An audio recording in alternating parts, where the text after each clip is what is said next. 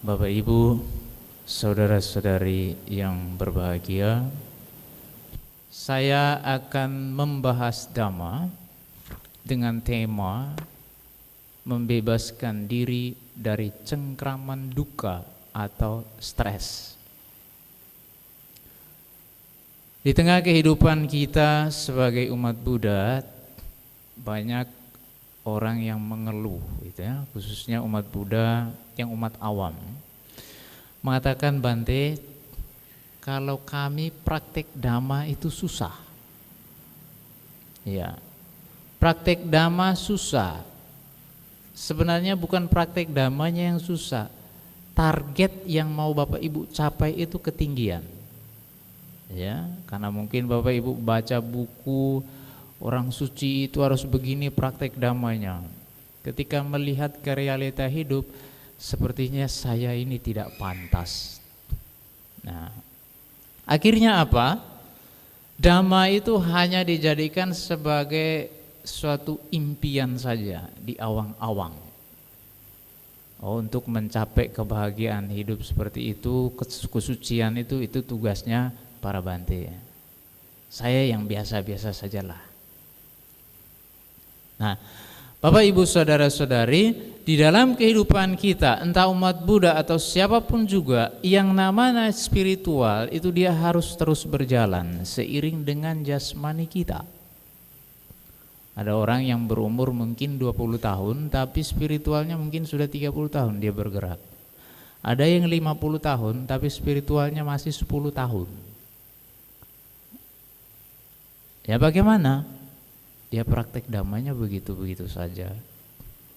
Diajak ke meditasi, nanti dulu, saya masih muda. Tunggu dulu, kalau umur 50 tahun baru praktek meditasi. Nah itu ibaratnya kelapa itu batoknya sudah keras. Kalau diketuk, pecah. Makanya orang kalau ketika dia muda, tidak bisa mengendalikan pikiran, tidak bisa bermeditasi, tua, dia agak kesulitan. Ya. Ini salah satu fenomena yang terjadi di dalam kehidupan kita sebagai umat Buddha. Nah, Bapak Ibu saudara-saudari, malam hari ini seperti biasa saya akan menjelaskan Dhamma dengan cerita. Ya. Karena kalau teori panjang-panjang saya sendiri juga ngantuk menjelaskannya nanti ya. Dan saya lihat Bapak Ibu juga ngantuk juga gitu. Nah, Bapak Ibu saudara-saudari, terkait tentang hal yang saya sampaikan tadi, bahwa umat awam itu sulit praktik Dhamma, ternyata realitanya tidak. Nah, bagaimana ceritanya? Jadi ketika saya itu ditabis jadi biku, kemudian ditempatkan di Wihara Jakarta Dhammacaka. Nah, begitu selesai ditabis, langsung dikirim ke rumah duka. Ya, kalau tidak rumah duka, rumah sakit. Kalau tidak rumah sakit, rumah berhantu. Nah, jadi saya mulai mikir, saya jadi biku ini sudah betul atau tidak ya? Kok jadi pawang hantu begini ya? Kalau tidak jadi pawang hantu, jadi pengantar arwah. Kalau tidak jadi pengantar arwah, jadi tabib. Nah jadi tabib ini bahaya loh risikonya Bapak Ibu. Kalau salah bisa jadi malaikat pencabut nyawa. Lah niatnya mau baca parita biar pasien sembuh, ternyata pasiennya pindah alam. Wah repot urusannya kalau begini. Nah Bapak Ibu saudara-saudari, kondisi demikian membuat saya bertanya di dalam diri saya sendiri, apakah saya sudah betul dengan jalan yang saya pilih? Ternyata ada respon. Responnya apa? Ketika saya kemudian pergi ke rumah duka, pergi ke rumah sakit, atau pergi kemana saja, disitulah saya bertemu dengan guru-guru kehidupan.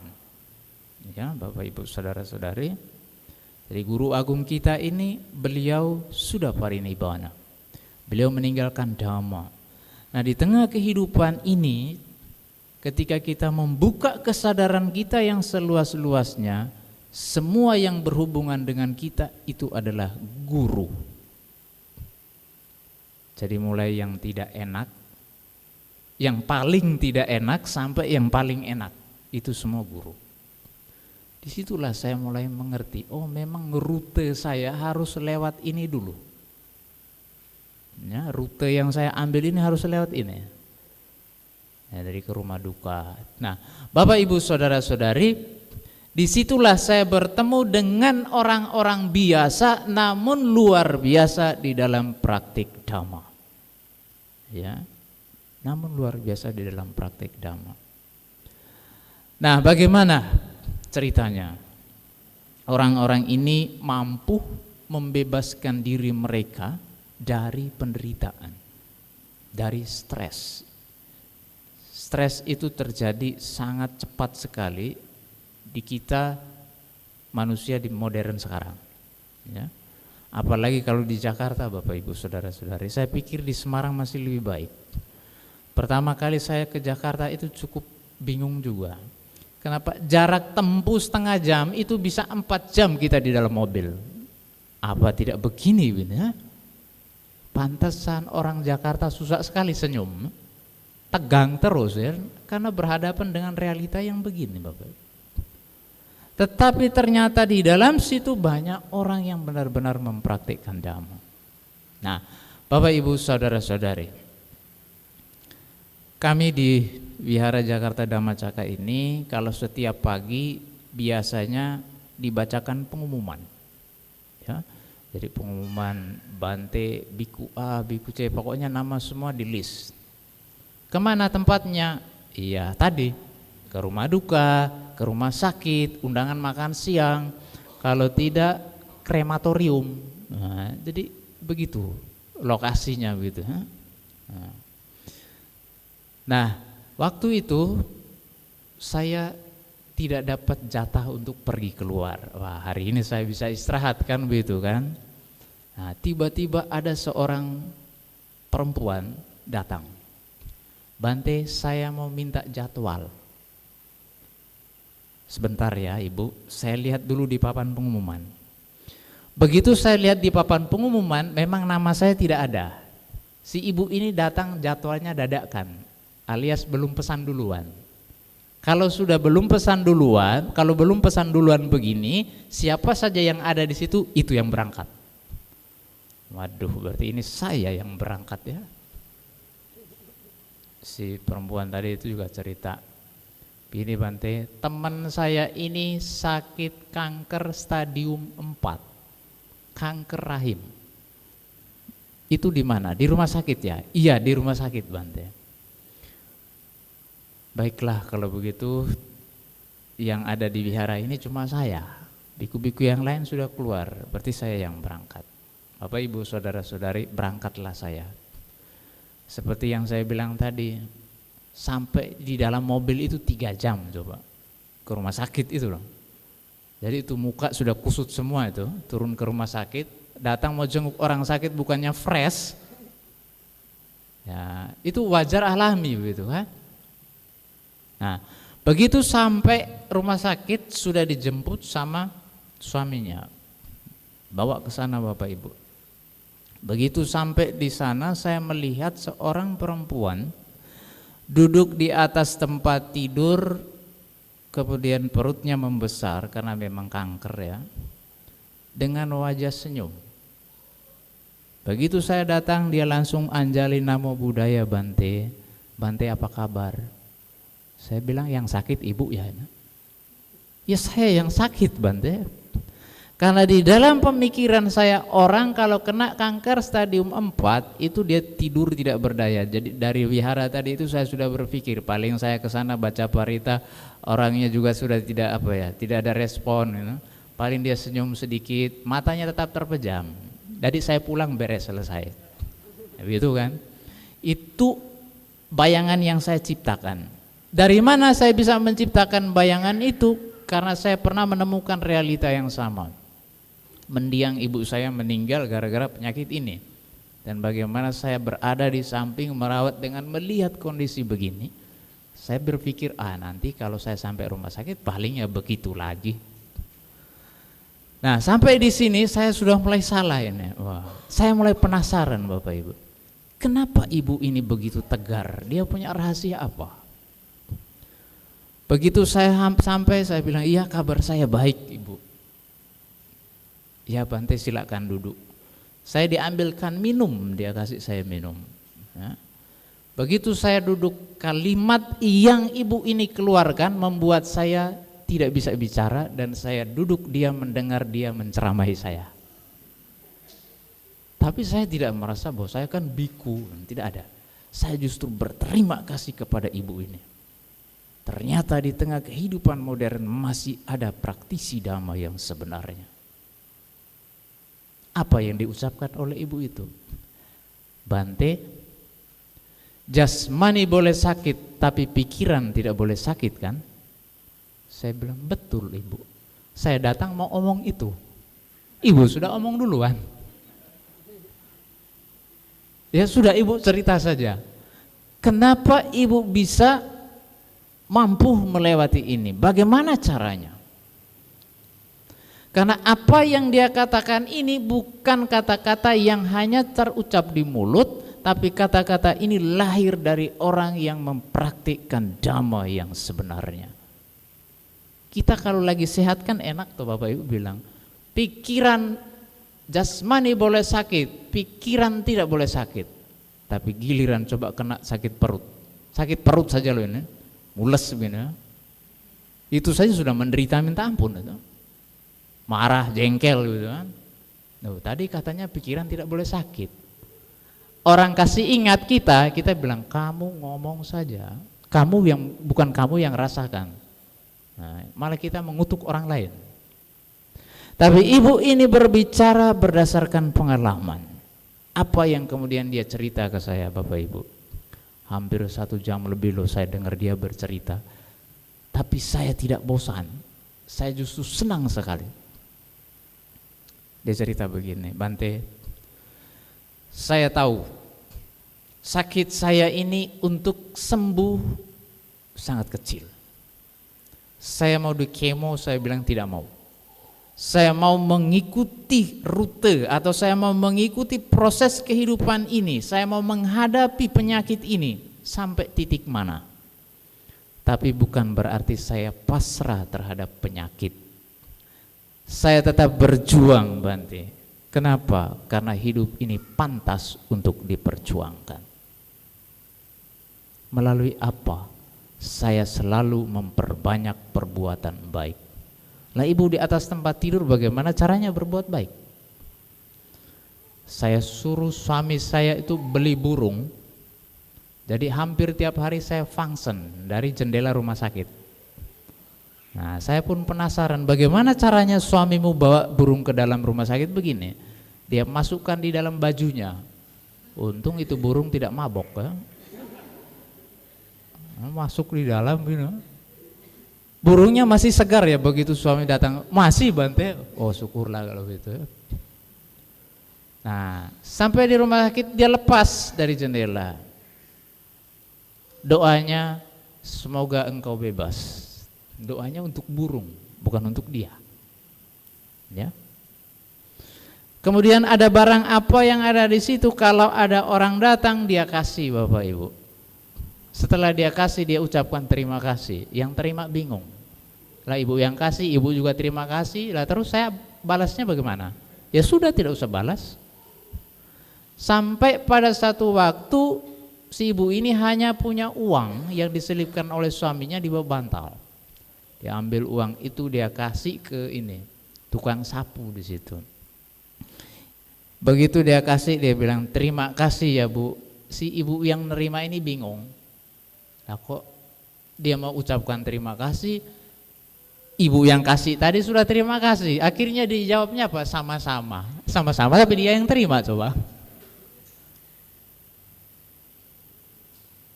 Si tukang sapu tadi itu yang bersih-bersih tanya. Kok ibu yang terima kasih? Kan ibu yang beri. Saya memberi ini bukan karena kamu yang butuh, tapi saya yang butuh. Saya butuh apa? Tabungan kebajikan. Saya begini karena kebajikan saya belum banyak, makanya saya melakukan kebajikan. Bapak Ibu saudara-saudari, akhirnya karena memang saya sudah terlanjur datang, jadi saya baca parita. Ya, setelah mendengarkan ceritanya semua, sebuah kisah yang dia sampaikan berdasarkan pengalaman hidup itu lain sekali Bapak Ibu daripada kisah yang kita baca di buku. Ini kisah orang sendiri yang bicara, yang mengalami.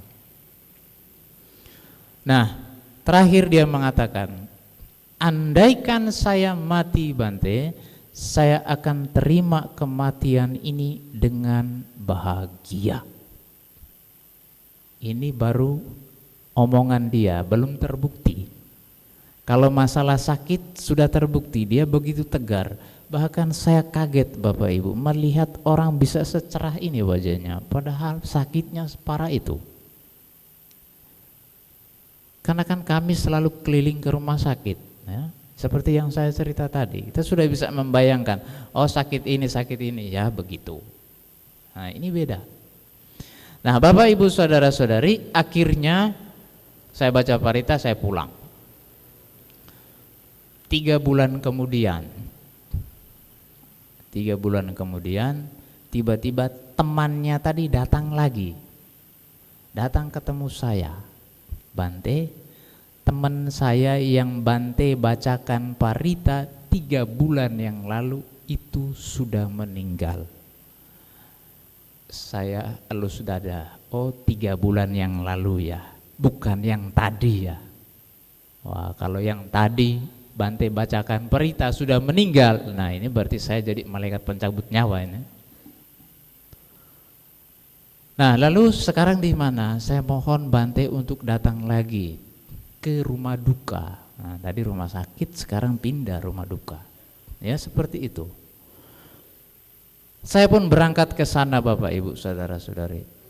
Begitu sampai di sana, suaminya sudah menyambut saya dengan menangis. Bante, saya mau cerita banyak hal kepada Bante terkait mendiang istri saya. Baik, mari kita duduk berdua di sebelah. Sambil dia menangis, sambil dia bercerita.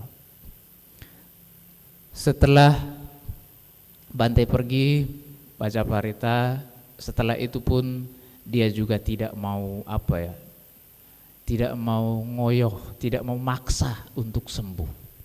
Dia menerima. Nah, waktu itu yang terjadi apa Bapak Ibu saudara-saudari? Dia mengatakan kepada suaminya, suamiku, saatku hampir tiba. Nah, apa yang kita lakukan? Mari kita baca parita. Parita biru ini loh dia baca. Nanti kalau di tengah-tengah baca parita saya berhenti, kamu jangan berhenti, kamu baca terus. Bapak Ibu saudara-saudari, akhirnya mereka berdua baca.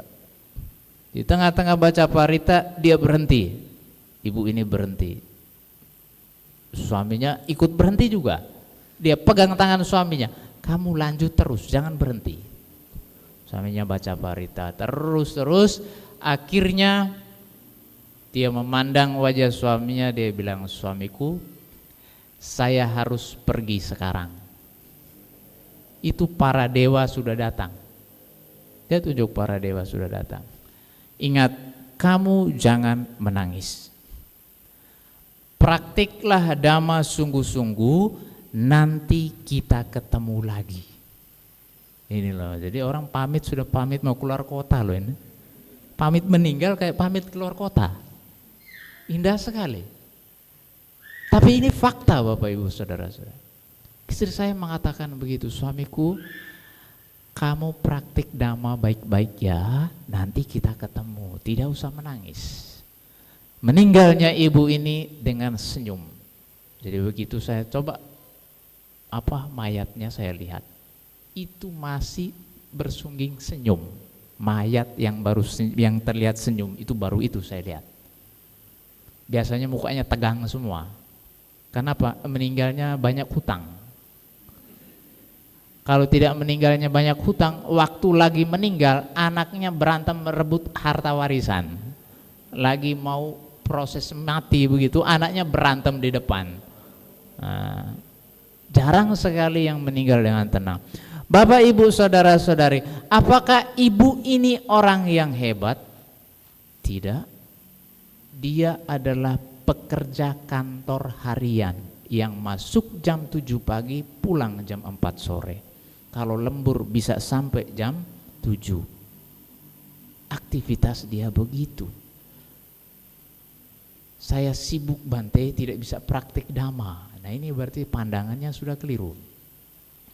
Nah apakah ibu ini dikatakan perempuan yang sempurna sebagai seorang istri, sebagai seorang ibu? Tidak. Kenapa? Dia tidak punya keturunan. Kanker rahim ini dia derita ketika dia masih gadis. Tapi apa pengaruhnya? Suaminya yang tadi tidak mengenal dhamma, keluarganya yang tadi tidak mengenal dhamma, pada akhirnya semua mengerti dhamma dan praktik dhamma. Ini berangkat dari ibu ini. Apakah ibu ini pintar khotbah? Tidak juga. Tapi dengan ketulusan hati di dalam praktik. Bapak, Ibu, saudara-saudari, Sang Buddha selalu menekankan, walaupun engkau hanya tahu satu syair saja, tapi engkau mampu praktikkan ini, itulah yang saya puji, daripada engkau hafal satu kitab tapi prakteknya 0 bulat. Nah Bapak Ibu saudara-saudari, ibu itu tadi kemudian ternyata itu ada rekamannya. Rekaman dia mau meninggal tadi itu direkam sama suaminya, dan dia suruh istrinya, kamu rekam, saya mau sampaikan pesan-pesan. Dia minta maaf kepada semuanya. Jadi pada saat proses mendengarkan rekaman, sampai dia juga membuat semacam suatu puisi gitu ya, puisi perpisahan. Coba itu saya sampai tidak tahan itu ya. Mata saya sudah mulai berkaca-kaca waktu. Akhirnya saya bilang, jangan saya yang ceramah, Bante yang lain saja yang ceramah. Nanti kalau ceramah saya bisa menangis di tengah. Karena apa? Saya merasakan bagaimana ibu ini berjuang di dalam penderitaan sakit. Fisiknya yang sakit, tapi batin dia teguh, Bapak Ibu. Apakah dengan dia berbuat baik dan segala macam kemudian kankernya sembuh? Tidak. Kenapa? Sabe sangkara anicca. Banyak kita yang praktik dhamma tapi punya harapan supaya ada mujizat yang terjadi. Jadinya apa? Baca parita kok tidak sembuh-sembuh ya, pindah ke tempat lain yang katanya disiram pakai air bisa sembuh. Ternyata tidak sembuh juga. Nah, padahal yang mau disembuhkan ini adalah penyakit batin Bapak Ibu. Yang disebut dengan duka tadi itu adalah penyakit batin kita. Apa saja? Putus asa, kecewa. Kalau sudah sakitnya parah mulai putus asa. Saya mati sajalah, saya sudah bosan ini hidup begini. Ya. Nah ini juga bagian dari duka sebenarnya. Duka itu apa ya? Putus asa, kecewa, sakit hati, sedih, merana, kesepian, merasa tidak bernilai, merasa tidak disayangi, merasa tidak dikasihi. Itu semua adalah duka. Nah, ibu itu tadi menunjukkan bahwa ketika kita mempraktik dhamma dengan baik di dalam kehidupan sehari-hari, mental kita ini loh yang disembuhkan, duka batin ini loh yang diangkat, walaupun fisiknya itu pada akhirnya juga hancur karena akan terurai menurut unsur masing-masing. Nah, Bapak Ibu saudara-saudari, itu baru satu orang. Ketika beberapa waktu kemudian saya ke rumah duka, tiba-tiba seorang ibu mendekat saya yang anaknya meninggal. Dia bilang, Bante, untung saya ini kenal dhamma. Kalau saya tidak kenal dhamma, mungkin saya menjadi salah satu orang gila di sini. Kenapa?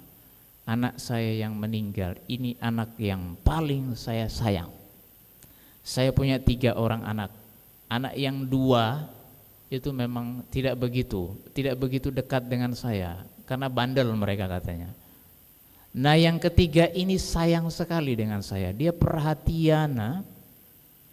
Kalau saya tidak mengenal dhamma, karena ketika Bapak Ibu Saudara-saudari, ketika tingkat kemelekatannya itu tinggi, maka konsekuensinya kita itu besar sebenarnya. Makanya Bapak Ibu kalau punya anak nakal, bersyukurlah itu ya. Tingkat melekatnya tipis. Ya. Jadi kalau anaknya nakal, oh bagus itu. Tapi kalau anak yang disuruh ini mau, disuruh itu mau, nah ini hati-hati juga, koreksi batinnya. Apa yang terjadi dengan anak tadi itu, yang anaknya yang ketiga? Baru lulus S2, habis di wisuda, lewat 2 hari meninggal. Ibu itu seperti kehilangan belahan jiwanya.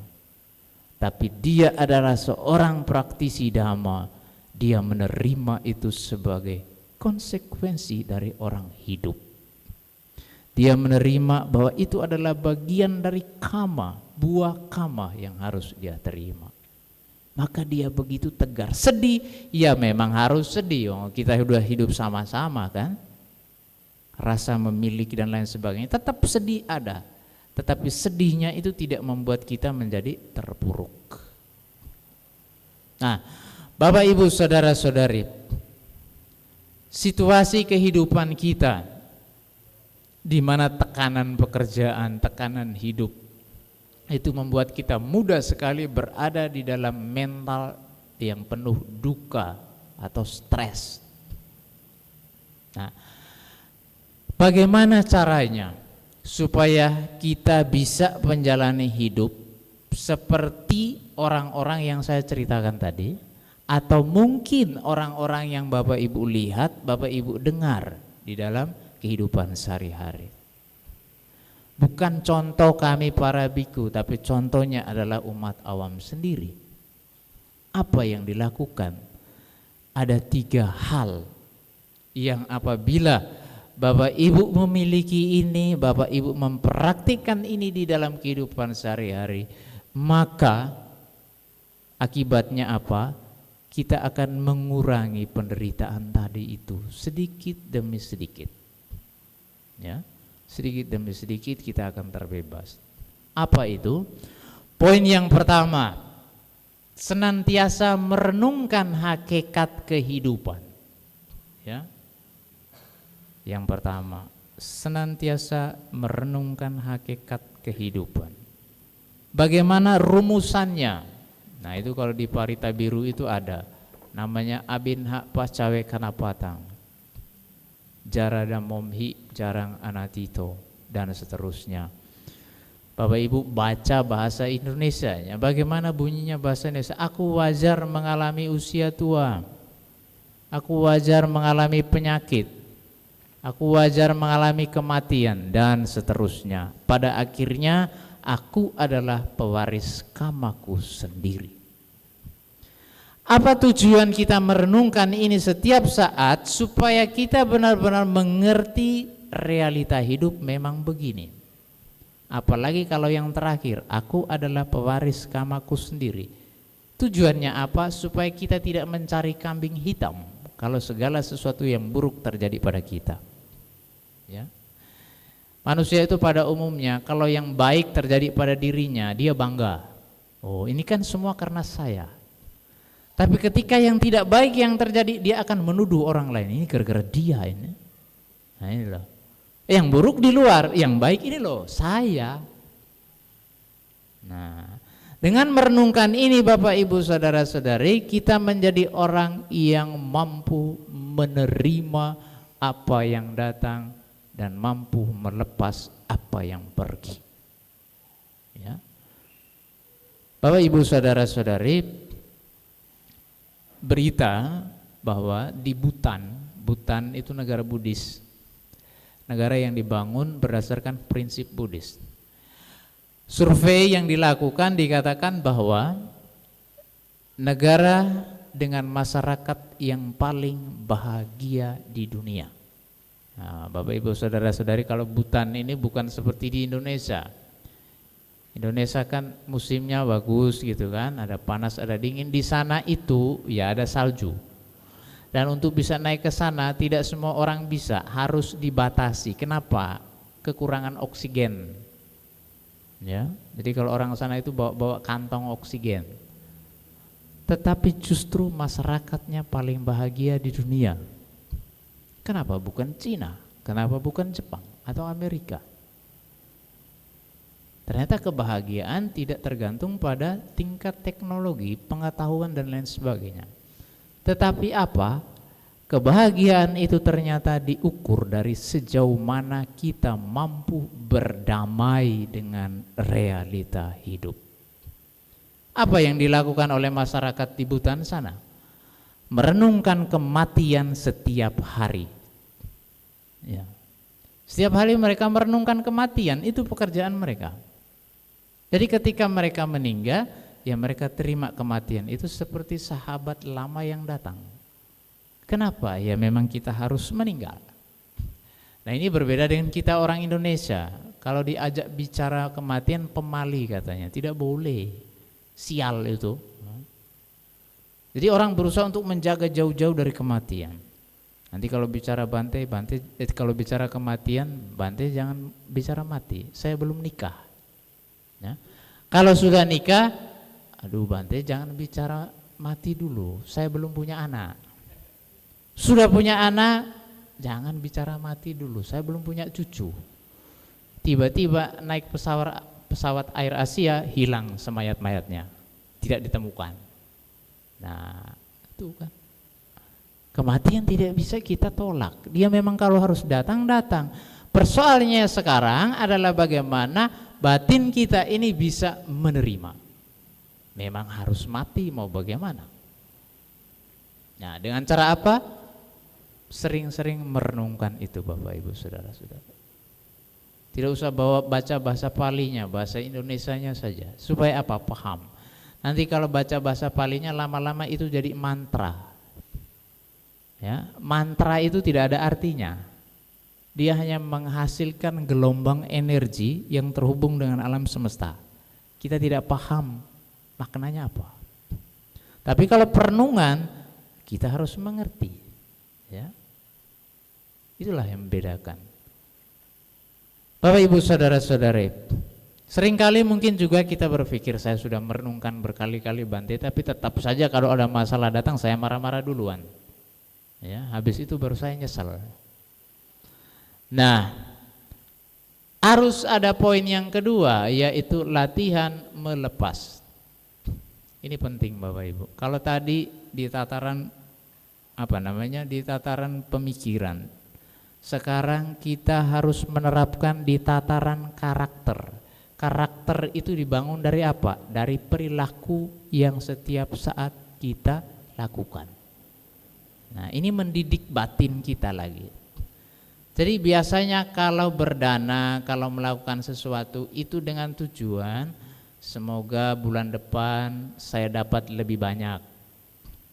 Sekarang kasih 100.000, harap bulan depan 10 juta. Nah, niatnya sekarang diubah. Kalau untuk latihan melepas itu, semoga dengan pemberian ini saya bisa mengikis kotoran batin saya. Yaitu apa? Ya kemelekatan itu, upadana itu. Nah, biasakan setiap hari bangun pagi Bapak Ibu sudah bertekad, hari ini saya harus melakukan perbuatan baik untuk latihan melepas. Begitu keluar rumah sudah mulai itu. Apa yang ditemui di sana? Pengemis ya dikasih. Ya. Tapi jangan di Jogja Bapak Ibu kasih, tangkap polisi nanti. Tapi kalau di Semarang saya pikir masih tidak apa-apa ya, belum ada aturan mungkin. Nah, kalau tidak kemana? Ke kantor mungkin, ada temannya, kasih saja apa yang bisa Bapak Ibu kasih. Tidak harus berdana, tunggu wihara. Nah, tunggu wihara belum tentu ada bantenya. Akhirnya tidak bisa dana-dana juga. Tunggu kalau ada bante. Nah, bantenya sebulan sekali baru datang. Atau 2 minggu sekali baru muncul. Berarti Bapak Ibu hanya berdana 2 minggu sekali. Sayang, manfaatkan waktu ini. Nah, sebelum itu Bapak Ibu saudara-saudari, latihan melepas yang pertama yaitu meninggalkan hal-hal yang tidak baik ya, dengan cara menjalankan sila. Menjalankan sila itu adalah melepaskan hal-hal yang tidak baik atau yang buruk. Kenapa yang buruk ini harus dilepas? Karena yang buruk inilah yang menjatuhkan kita. Makanya disuruh lepas. Bukan karena itu dosa.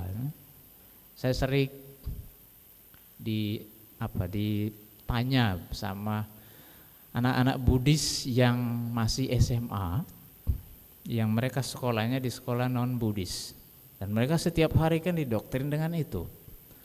Tapi anak-anak Buddhis sekarang ini kan pintar mereka tidak akan main terima, tapi mereka akan mencari siapa yang patut saya bisa ajak konsultasi. Nah, kebetulan mereka kenal saya, akhirnya tanya soal dosa dan lain sebagainya, Bapak Ibu. Nah, kadang ini perlu juga Bapak Ibu kalau punya anak di rumah yang usia remaja, ini mohon didampingi baik-baik, apalagi kalau dia sekolahnya bukan sekolah Buddhis. Itu sebenarnya dia mengalami pergolakan batin. Kenapa? Di sekolah dia diajarkan begitu, sementara di rumah beda agama yang dia peluk. Ini cecok batin. Ada orang tua yang sadar, dia akan kasih kontak personnya, misalnya ini, nanti kalau kamu ada masalah hubungi Bante ini ya nak. Ini beberapa orang tua begitu. Jadi memang mereka sengaja kasih nomor anaknya, nanti anaknya sendiri yang konsultasi. Nah, saya sering ketemu kasus begitu. Nah, ini penting Bapak Ibu saudara-saudari, supaya anak-anak kita ini memang berada di jalur dhamma. Walaupun beragama itu adalah pilihan, tapi karena dia lahir di dalam keluarga Buddhis, hendaknya kita memaksimalkan pemahamannya dia tentang Buddhisme. Nanti kalau jalan kemudian dia pindah keyakinan, itu urusannya dia. Yang penting kita sudah arahkan.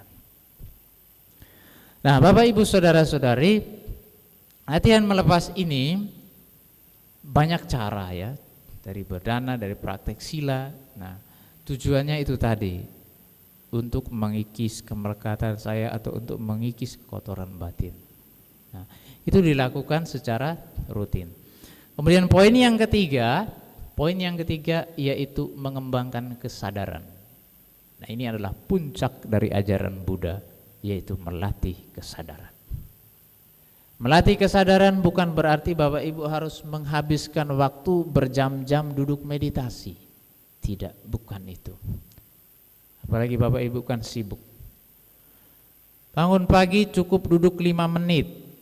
Atau kalau memang tidak sempat, ya lakukan aktivitas itu dengan menyadari. Ya, bukan harus dilakukan pelan-pelan. Misalkan punya toko begitu kan harus disadari Bante. Nanti ambil barang, angkat tangan, maju, ambil. Nah, pembelinya lempar kita dari belakang. Orang mau cepat-cepat ya, antri di belakang. Kan latihan kesadaran katanya. Kesadaran bukan berarti kita memperlambat gerakan, tapi kita mengembalikan pikiran kita, kesadaran kita tadi itu pada apa yang sedang kita lakukan sekarang.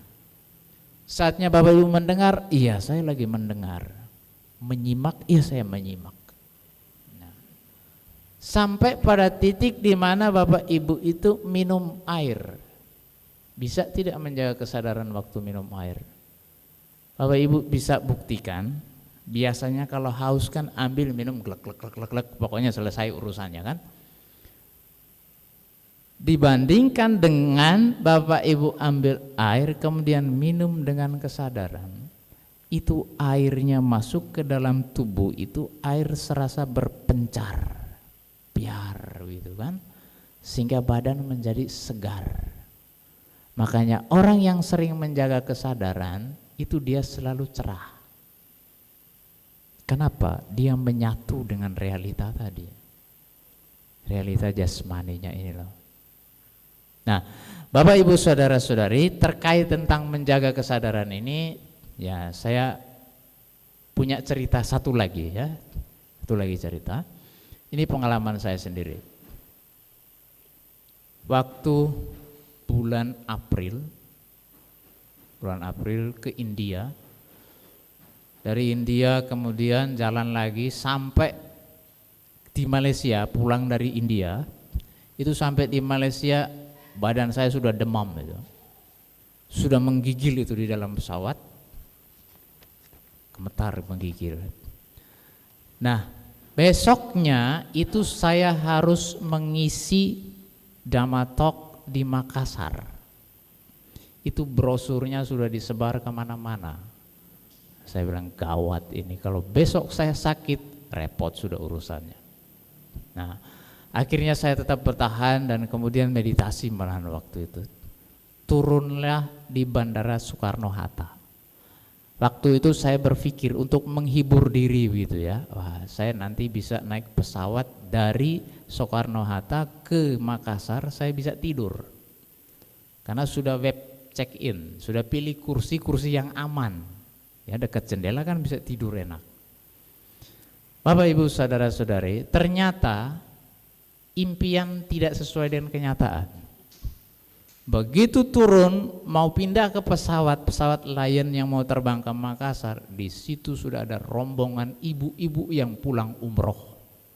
Wah, itu serasa seperti mereka mau naik angkot itu loh, lari semua. Buat apa lari sebenarnya? Kamu tidak lari juga pesawat akan menunggu gitu kan? Tapi dasar memang orang begitu, mau pengumuman. Ya sudah, amati saja gitu kan. Nah, akhirnya saya dengan Bante Silayatano waktu itu ya sudah, biarkan mereka naik dulu, berdiri kan. Itu saya sudah gemetar lagi itu, demam masih. Begitu mereka naik semua, nah kita baru naik. Pikirnya nanti naik kursi kita itu kosong. Begitu naik ke atas, saya sudah curiga ini kok feeling saya tidak enak ini ya, kok penuh semua ini kursinya ini. Saya pegang boarding pass, saya lihat sebelahnya sudah ada ibu-ibu yang duduk. Nah, saya panggil pramugarinya, coba dicek. Si ibu yang duduk kursi saya tadi, dia melihat saya sambil mengatakan begini, saya tahu Pak, ini kursi bukan kursi saya, kursinya Bapak. Saya salah duduk, tapi saya tidak mau pindah. Nah loh, mau apa terus? Mau ngajak berantem? Bapak Ibu saudara-saudari, saat itu, jujur saat itu, saya kemudian mengembalikan kesadaran saya yang ada di dalam. Ini ada apa? Ternyata jengkel di dalam sini loh. Jujur betul itu. Kenapa? Sudah ada ekspektasi, sudah ada angan-angan. Nanti saya naik pesawat, saya duduk enak. Ternyata kenyataannya tidak.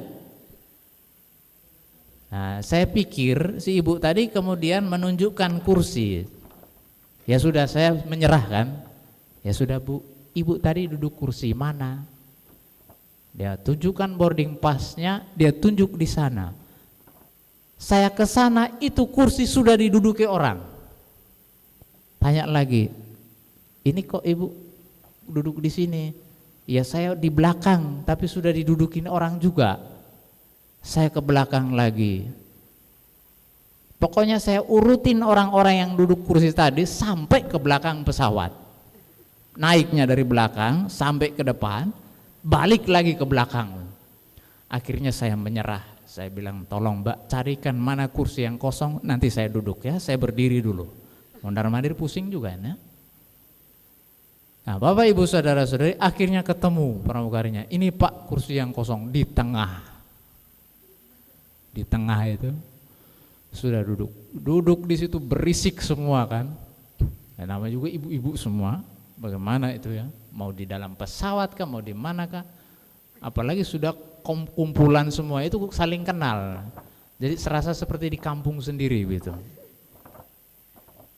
Nah, Bapak Ibu saudara-saudari, kondisi demikian waktu itu saya merasakan bahwa oh iya ya, ini lagi saya ketemu guru lagi di sini rupa-rupanya. Biasanya kalau tidak melatih kesadaran atau kalau bukan biku, mungkin saya sudah marah-marah kali sama ibu tadi. Mungkin saya ajak berantem betulan ya. Karena badan sudah panas ini ya. Tetapi ketika kita sering menjaga kesadaran, ketika kita sering mengembangkan kesadaran, oh ternyata manfaatnya begini ya. Bisa menerima waktu itu Bapak Ibu. Dalam kondisi yang demikian, ternyata apa yang terjadi, saya turun di Makassar, itu kejadian belum selesai. Ya, jangan pikir sudah selesai. Turun, Bante Silayatano di sebelah saya, dia bilang, itu belum apa-apa. Dia kan memang tugas di sana, jadi dia tahu karakter orang di sana. Yang tadi itu belum apa-apa. Saya pikir, apalagi ini ya? Saya sudah siap. Saya tidak mau punya keinginan apa-apa lagi lah, Bu. Saya siap sajalah apapun yang terjadi gitu kan. Saya tidak mau membayangkan apa-apa lagi. Nah, ternyata membayangkan itu tidak enak hasilnya. Turun, kita jalan santai. Tiba-tiba saya merasa bahwa ada yang mencurigakan. Suara di belakang ribut sekali sambil bunyi troli. Ternyata saya toleh ke belakang, ibu-ibu itu lari bawa troli. Lari loh ini.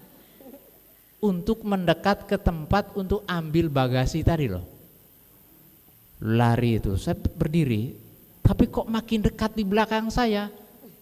Saya tidak mau ambil resiko ini. Saya minggir begitu, mereka langsung tabrak begini. Syukur saya beruntung saya pinggir. Bante Silayatano yang tadi di depan, ternyata barangnya belum turun. Itu sudah dijepit sama ibu-ibu semua itu. Akhirnya dia keluar, dia bilang, saya menyerah. Saya kalah sama ibu-ibu. Nah, Bapak Ibu saudara-saudari, kondisi yang demikian, andaikan saya di wihara saya begitu ya, saya tidak bisa mengukur sejauh mana perkembangan batin. Ya. Kalau cuma duduk diam meditasi terus gitu kan, ya bisa memang damai, tenang. Tapi apakah ketika berhadapan dengan realita itu bisa sanggup? Nah, ini yang saya mengatakan tadi di awal, apakah betul saya sudah jadi biku? Ternyata memang rutenya harus begini dulu. Nah, Bapak Ibu saudara-saudari, poin ketiga yaitu ketika kita mampu mengembangkan kesadaran, maka setiap fenomena yang datang, yang enak kita tidak terhanyut, terbuai, yang pahit kita tidak terpuruk. Kenapa? Kita sadar betul ini hanya fenomena yang muncul kemudian berlalu. Jengkel ya masih jengkel, wajar itu kan. Kenapa? Karena sekian lama kita hidup secara otomatis. Apa-apa yang tidak enak marah, apa-apa yang tidak nyaman jengkel. Kan begitu.